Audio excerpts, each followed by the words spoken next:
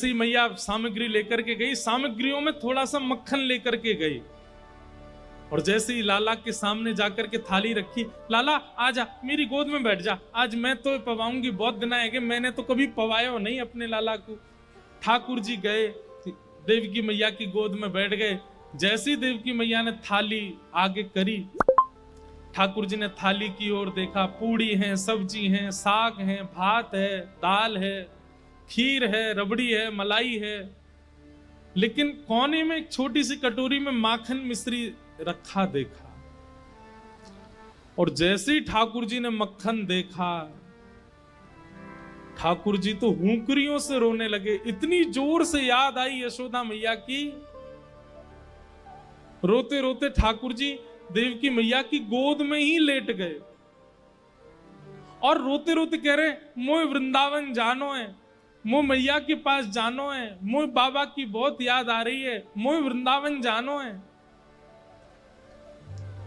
ठाकुर जी के इस रुदन को और ये कहना कि मोए मैया की याद आ रही है, देवकी मैया उस समय ठाकुर जी को हृदय से लगाती, लाला मैं यहीं तो हूं, आजा मेरे अंक में भर जा।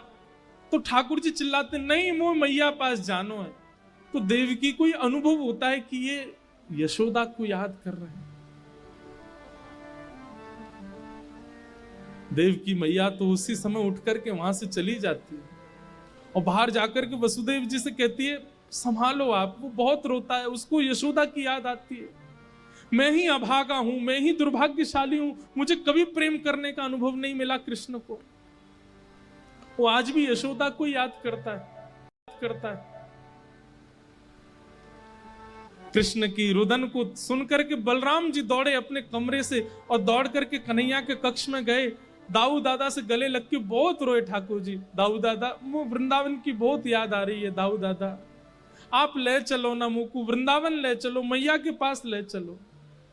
ठाकुर जी ऐसे हट कर रहे हैं जैसे कोई जिद्दी बालक करता है।